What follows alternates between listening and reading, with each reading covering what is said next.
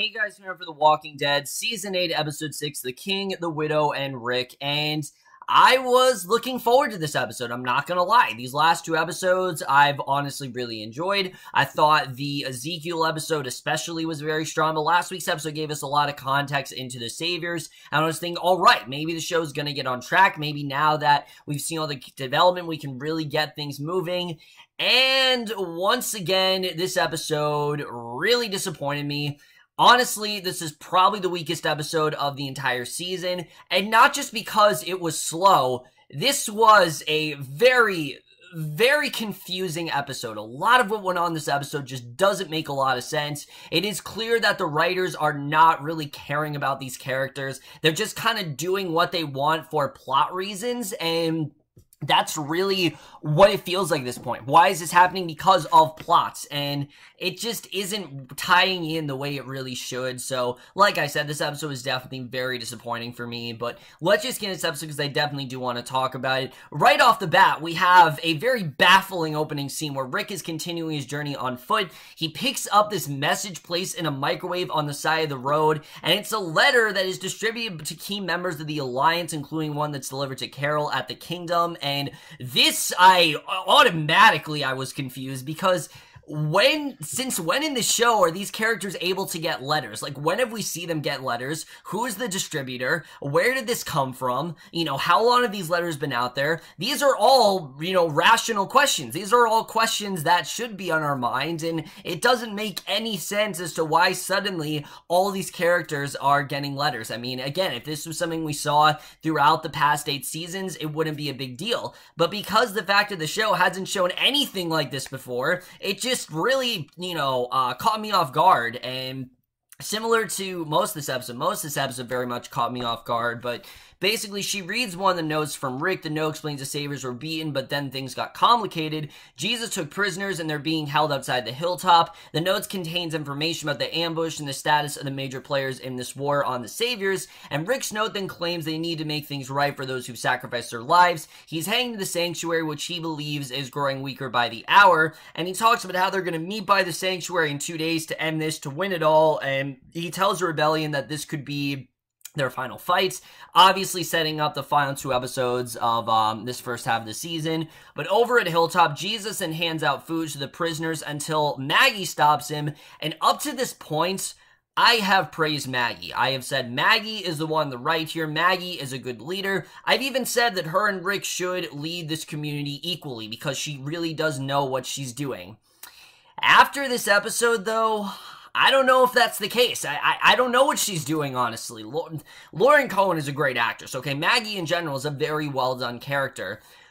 But I don't know what the fuck they're doing with her anymore. I don't know what they're doing with half of these characters anymore, and it just makes no sense. Jesus explains it's just turnips left behind by the Saviors. Gregory replies it's time to build gallows and kill the prisoners. And Maggie doesn't agree. She wants to keep the prisoners alive. She sends Gregory back inside the Hilltop complex. And why? I mean, I don't understand. Why don't you want to kill the prisoners? The only reason I think they're doing this is because they gotta have some sort of humanity in Maggie, and they want to keep the Saviors on the show, which I don't understand. I mean, it seemed like they were wrapping the Savior arc up. It seemed like the Saviors were gonna end at this point. The flash forward, it doesn't seem like the Saviors are around anymore. So what are they really trying to do here? It just doesn't make any sense. She pulls Jesus aside to tell him he's put them in a horrible position. She also warns him every options on the table. The most important thing is to end Negan, but Jesus wants to make sure they still have their humanity left when the war is over, which is fine, but it's coming from Jesus. And Jesus, if you remember, was someone who didn't give a fuck. He killed people mercilessly. He, was pretty much a badass, and the fact they've taken this direction just feels so out of character,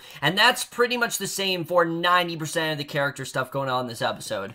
So at the Kingdom, Ezekiel's locked in his house. Carol bangs on the door, reminds him they must gather everyone possible to help Rick fight, and he doesn't respond. So Carol then marches away, angry, and Ezekiel's scenes in this episode I thought were easily the strongest stuff. It's mainly because of how good his arc has been, and I like what we're getting with Ezekiel. He's experiencing a bit of role confusion, where he's kind of wondering, now that everyone's basically been demolished and the kingdom's no more, everyone in my team has been decimated. What role do I really play here anymore? Do I have the potential to be the king, or am I just some random guy? And that arc is very well done, but it is not getting the necessary development that it needs. I was really hoping that we would get that with Ezekiel, and that maybe he would turn things around. It's akin to kind of what Carol went through, where Carol was pretending to be a homemaker, and you know, she kind of became one. Like, she started to act like a homemaker when she was secretly a badass. And if you remember in the beginning of the show, she was very weak, and now she turned this all out badass, you know, now she's actually, you know, to the point where she's actually become one. That's very similar with Ezekiel. It's just not nearly as well developed as I think Carol's was. And it's unfortunate, because this episode was very strong, but this episode just doesn't focus on the things that I wanted it to. I want to see more of Ezekiel. I personally think after that episode that Payne is one of the best actors in this entire show, but he's, like many of the characters, just not getting the amount of screen time that he truly does deserve, and it's very unfortunate. But we then see Ricky enters the Scavengers Complex, requests a deal with Jadis, because yeah, I forgot that Jadis is actually a character on the show. Yeah, if you guys remember, she was promoted to a main character. Yeah, I don't remember either, because she hasn't done shit this season, but I guess this was making up for that, because she hasn't done anything. But the discussion doesn't start off well. Rick reveals the Saviors are finished. He flashes the Polaroid pictures to prove his point. He says that they're ready to end the Saviors, and he has a better deal than Negan gave them. He wants them to switch sides and join the Hilltop and Alexandria and the Kingdom, or they'll be destroyed. And I don't get this. Why is he allying with every group possible? I mean, I get it that you need all these people to go after Negan, but we can see the Saviors are getting very weak, and they're getting to the point where they don't want Negan around anymore. So I don't understand this. If you want to kill Negan, we saw last week you can do that. I mean, the Saviors are ready for, you know, they don't know how to function without Negan. They need someone else as their leader. They need someone else to take over.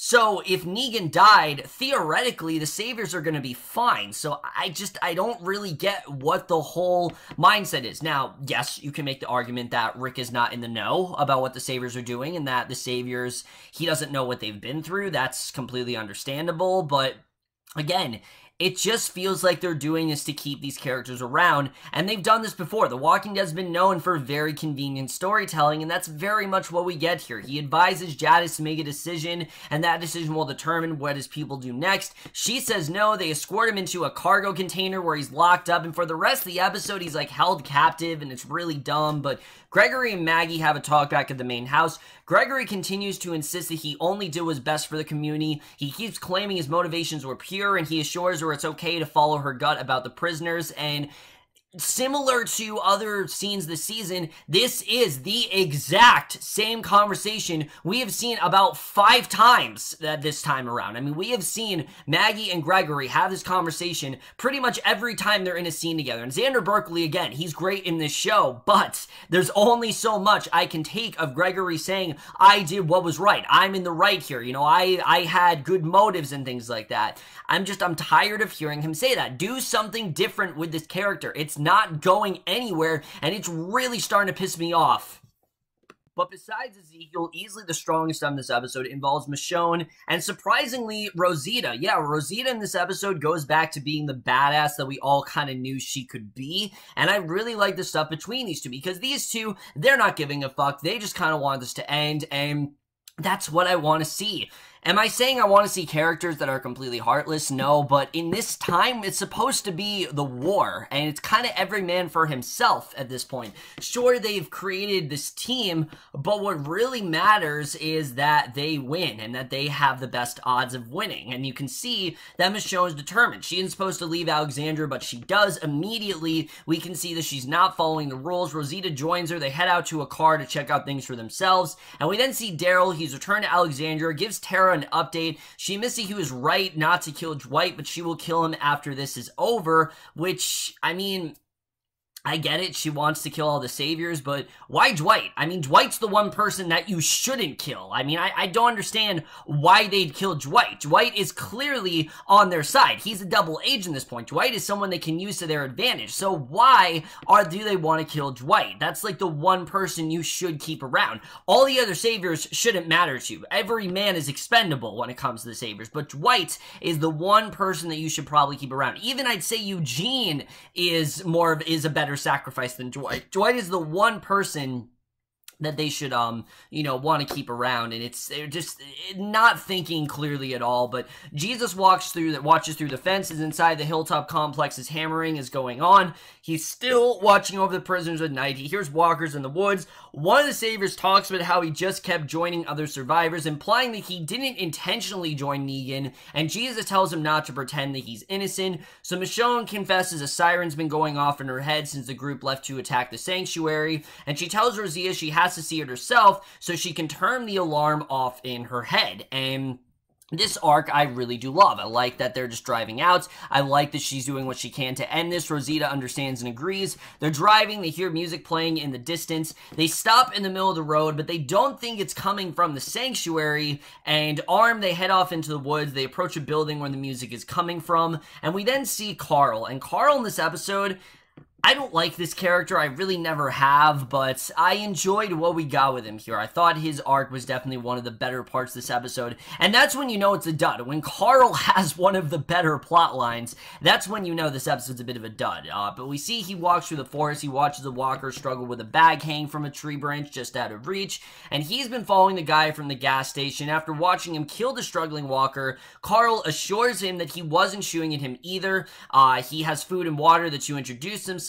He explains he's helping this character, Sadiq, because it's what his mom would have wanted him to do, and Sadiq accepts the food and water, quietly thanking Carl. Carl then explains he's in a community, and if Sadiq answers his questions, honestly, he can join them. So Sadiq admits he's killed 137 walkers, give or take a couple, and he's only killed one person, and then only because the dead didn't kill him when they tried. He's been making walker traps because his mom believes killing them frees their souls, and it's possible that she's right. And I like this because it's been so long since we've actually seen a character that doesn't come from a group. I mean, sure, we've had characters like Ezekiel, we've had Jadis, we've had, Gregory, but all of those characters have come from their own factions. We've had the Hilltop, we have the Kingdom, all these characters have come from these different areas.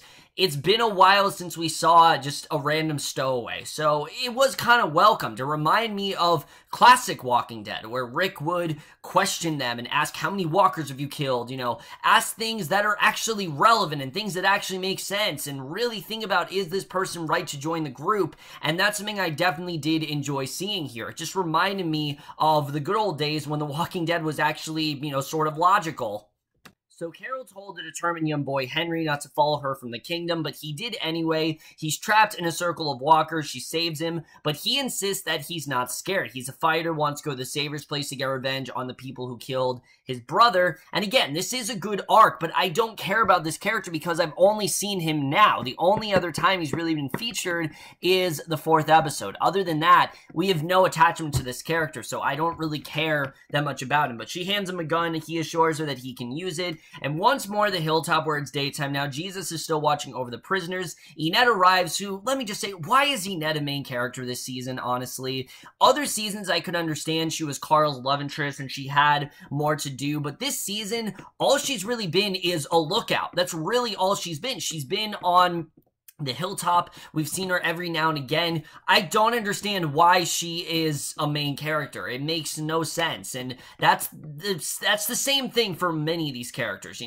I think many of these characters just doesn't make any sense why they are, have that status, especially Jadis and Enette. It really is head scratching. But she tells Jesus to bring the prisoners inside. There's a pen set up to contain them, something that pleases Jesus, who thought Maggie might be willing to send these men to death, because of course that wouldn't be the logical thing to do. Why would we ever take the logical way out? But Maggie advised community members that they will not mistreat these prisoners. They will stay inside the complex and will be taken care of. Gregory doesn't really like this decision, but Maggie's determined that this is what will happen. Maggie then admits that she can't trust Gregory, has him locked up with the prisoners, and I mean, I get it. I get it that Gregory isn't trustworthy, but he's just as trustworthy as these saviors. You're telling me that Gregory isn't trustworthy, but these saviors are. It didn't feel like something Maggie would do. It felt so out of character, and I don't know why the show took it in this direction. Maggie is a lot smarter than this, and I don't know why they gave her this plotline. Honestly, if this is what they're gonna do to Maggie, just kill this character, because they're gonna destroy her. Honestly, they're gonna destroy this character. They're gonna take her in this direction, and I am not at all for it. But the savior Jared attempts to take a gun. Maggie hits him in the head twice. She tells the rest not to make her regret her decision. I mean, you shouldn't have made it to begin with. This is exactly why you should not have let the saviors into the hilltop. And if anyone in the hilltop gets killed, it's all Maggie's fault. It's that simple. If Maggie dies, I'm not gonna feel sympathy for her, because this is her fault. If she gets killed by a savior, that is on her. I'm sorry, it is. It is completely on her. It is completely, her fault, and there's no reason why, there really was no logical reason why these saviors should have been allowed into the hilltop. It just doesn't make any logical sense whatsoever, and again, it just seems like it's there to keep these saviors around, which again is just really dumb. I don't get why they want to do that. But Carl and Siddiq then walk through the woods, knives at the ready, and come upon walkers eating a deer. They're going to kill them to free their souls, and Carl says they're doing it for Siddiq's mom. Siddiq and Carl aren't good at this. Carl's almost been by multiple walkers. He takes out his gun at the last minute and shoots them, and Siddiq isn't sure going to Alexandria is the right decision, given that Rick tried to scare him off. So Carl's determined to take him to join the group. Rosita and Michonne are in a warehouse. They hear talking. Two saviors are discussing the battle between Rick and Negan, and mention a large hidden weapon. Michonne then sneaks towards them, but she accidentally kicks a ball. The two saviors draw their weapons and shoot. Rosita drops her gun. She tries to find something to defend herself with. The saviors walk through the warehouse, and this was a really good scene. It shows how powerful the saviors are, and you know, how, yes, Michonne and Rosita, yes, they're powerful, but they're just as expendable, and that they could, you know, the saviors could take them down in any second. So she throws a glue gun, hoping the saviors follow it. They don't. Michonne's attacked by one, while the other heads out to the sanctuary. Michonne yells at Rosita to stop him. Rosita finds a grenade launcher, annihilates the man. The woman then gets away in a truck with lots of loudspeakers blaring, and basically the point is to take it to the sanctuary and lure the walkers away by making them follow the music. So again, this scene was well done, because it did feel in character, but it also felt like it made a lot of sense. It showed why the saviors are threatening and why they should not at all be allying with them. So Daryl and Tara then save the day. They appear out of nowhere, literally nowhere. They've been like completely absent from this episode. Apart from that one scene, they have not been anywhere here. They crash into the truck. Michonne reveals a cache of weapons inside the house, then admits she's out there because she wanted to see the sanctuary, and Daryl and Tara explain they're out there because they have a lot more work to do, and it was a good scene. I mean, it made no sense why they appeared there, but at least there was action going on. So Carol returns to the kingdom. She enters Ezekiel's home, and again, we get this great scene with Kari Payton where he talks about how he's a broken man. He confesses he can't really lead his people anymore, and he doesn't see himself as one. Remember, he never was a leader. He just kind of was given this title. Everyone thought that he was a king, so since then, he's acted as if he is their leader. But now that things have gone horribly wrong and there really is no army, he doesn't see how he really is a king anymore. Even when he knew it was a deadly mission, he just played the part. He played the role and smiled. He's incapable of being what they need now, and asks Carol to leave him alone. So she turns to leave, but stops and asks why he keeps coming to visit her. And I liked that, you know, I like that he asked her that, and he says that it was his duty to make sure that she was okay. That was the main thing he wanted to make sure, but she doesn't believe that answer, and Ezekiel misses she made him feel real, and I would very much agree with that Carol's the thing that's made him, that showed him that, yeah, I mean, you can be a king. Just because you don't have your people, you have that leadership quality in you. You definitely have what it takes to be someone that can command this army, and that can rally these people up, and she reminds him that he's real and adds to her the kingdom. The people need their king to lead them. And Ezekiel believes Carol could lead them now, but she says it must be him, that he's the one that inspired to build the place, to believe in something, and he has to help them grieve, to move on, to end this, and he owes them that. And again, this was a really well done scene. She says that Henry and the people need him, even if it means he's just playing the part and not feeling it. He must act like it's all normal until it actually is normal. So he needs to give that to them, but he says that he can't. He just can't do it, and I really love this scene. Again, it shows what Ezekiel's been through. It shows the role that he's supposed to play, and it's a very well done scene because you see that everything's been stripped away from him, and he doesn't want to lead anymore. We have a change in a character. It's not just the same dialogue repeated over and over again. There is an arc going on here, unlike some of the other plots where there's been nothing going on. So, again, it's very welcome, but Jared then used a rock to try and cut the ropes off his hands. One of his fellow prisoners knocks the rock he was holding out of his hand, and Aaron, Ned, and Maggie then talk in the manhouse. Aaron admits he sometimes doesn't remember the love of his life has died. Trust me, Aaron, I don't either. I wish I cared about that character, but I really didn't. Maggie understands and can relate. She confesses that it doesn't get easier. Jesus joins them, reporting Gregory is sucking up to the Saviors now. He wants to thank Maggie, but she won't let him. She calls the prisoners bargaining chips and reveals that they're only alive because they might need them to exchange for freeing their people, which, again, I don't understand. I don't get why they want to use them to their advantage. I mean, there are so many other groups out there. There are so many other people out there that you could use, and you use the Saviors. It's just, I don't get it. If they don't need them, she won't let them out. I mean, why not just kill them? I don't understand it. If you don't need them, then why are you just going to let them there? I mean, they're going to get out. They're going to cause all kinds of shit. We know that the Saviors, once Negan dies, they're still going to be just as powerful. They're going to try to lead, they're going to elect a new leader. So theoretically, the Saviors aren't ever going to go away unless they kill all of them. And we see that they're unwilling to do that for some reason. So Aaron leaves without saying anything. Ened catches up to him. He says he's going to make sure they win. Ened asks to join him. He agrees and sends her back in to get some food, warning her they may be gone for a while. So Daryl, Tara, Rosita, and Michonne arrive outside the sanctuary. The building is surrounded by hundreds of walkers. Daryl says he wants to end this right now. Jadis then draws a mark on the door of a cargo container, the scavengers complex, and inside we see Rick is still shirtless. He's sweating. He's still captured there. And that is the way this episode ends. So, yeah, needless to say, guys, this definitely wasn't one of the stronger episodes for this show. There were just so many things that annoy me with this episode.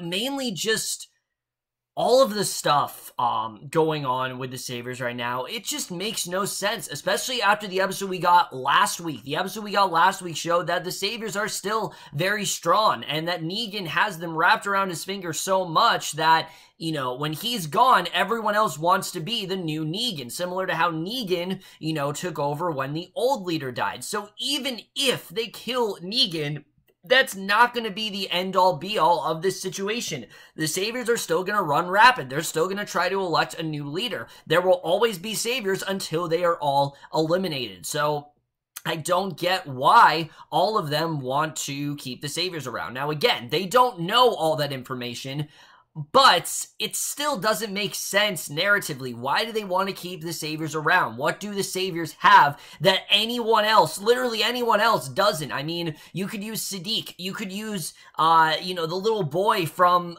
the Kingdom. You could use Residents of the Hilltop. You could use anyone you have, and yet you choose the Saviors, which I just don't get. What do they have? What are they giving them? I just don't get what value the Saviors really have to anyone but themselves right now. It just doesn't make any sense. Except for Dwight. The one person that I said that you want to keep around is Dwight, because Dwight is spying for you. Dwight is clearly on your side. He's not looking for Negan's best interest. He wants Negan dead. So yeah, Dwight is the person to keep around. And the fact that Tara wants to kill Dwight is ridiculous. I just don't get what these writers are doing anymore. I don't even know why Dwight's a main character. Why is Simon a main character? Why is Ned a main character? Why is half of these people a main character? I mean, they're not. They don't have anything to do in this show. It just really is annoying, especially for Maggie, a character that I very much enjoy. If they're taking her in this direction, they might single-handedly ruin her character, and that might be the end for me, honestly. Maggie is one of my favorite characters on the show. Laura Cohan is brilliant. She's such a great actress, and if they're really just going to reduce her to a leader that just wants to be a peacemaker and wants to work with everyone and just kumbayaing with everyone, I really am going to get sick of it, and I might drop out. Like, I'm this close, guys, to dropping out of this show because it's just not really doing much of anything for me. The only stuff that I really enjoyed in this episode is, like I said, the stuff between Ezekiel and Carol. I think that stuff was definitely very strong. I think they did a very good job with showing what Ezekiel's been through, and how Carol still has that hope in him, even though it's kind of gone. I mean, all his people, you know, they're gone now, and it's been decimated, and that feels like the only thing that's really happened this season that's had any sort of merit. Everything else has just been very much an afterthought. Ezekiel's, you know, the kingdom being completely decimated is like the only thing that's detrimental that's happened to this season. Other than that, there's really nothing happening that I am all that attached to. Everything else just feels very repetitive. You know, Tara and Maggie and Gregory, how many conversations are they going to have where Gregory says, I was good to the hilltop, you can trust me, you know, I'm a good leader, you can trust me? How many times are they going to have that conversation? How many times is Jesus going to tell Tara that you need to keep the saviors alive? How many times is Aaron gonna brood over his boyfriend that I don't give a shit about because we never saw anything between those two? How many times are we gonna get these conversations? I mean, it's so repetitive, it's so tedious, it's not really going much of anywhere, and it's just really disappointing. They have so many opportunities to do this all-out war. They have so many opportunities to show them, you know, the urgency they want for the battle of control, and I'm just not feeling it. And a lot of people are saying, well, why do you want mindless action, Kevin? That's not what I want. I want a story that actually makes sense. I want stakes in this show, and I don't really feel like they're there. If the whole show is just going to be, we're just going to recruit these people and then they're going to be on our side, there's no stakes there. They're not really much of a threat. The Saviors in general don't feel like a threat right now because it seems like they want to use them to their advantage. And like I said, we're supposed to be going through a war zone, and in a war zone, you only trust who's on your side. You know, trust no one, trust everyone. That's what they always say. They only trust someone who has shown you they can be trustworthy. Dwight should be the only savior that they're trusting right now, and maybe Eugene. I mean, Eugene's very 50-50, but Dwight's like the only person they really should be trusting, and the fact that they're trusting all these saviors, it just doesn't make any sense whatsoever in any logical sense of the word. This was easily the worst episode of the season. There were just a few things going on that I really did enjoy. Other than that, this episode fucking sucked. I really could not stand this episode. There were still some things I enjoyed, but this was truly a horribly boring, lifeless episode that just isn't really taking the show in any good direction whatsoever. It's one of the slowest episodes of The Walking Dead I've seen. It's one of the most uneventful episodes of The Walking Dead I've ever seen, minus that one really cool fight in the warehouse. I thought that was really cool, and the stuff going on with Ezekiel and Carol, and even the Carl stuff, just because we got a new character, and I am interested in seeing maybe where that story's going to go. It's probably not going to go anywhere, but I'm hoping it does go somewhere, and unfortunately, I am going to give this episode of The Walking Dead Season 8, Episode 6, The King, the Widow, and the Rick, a D+.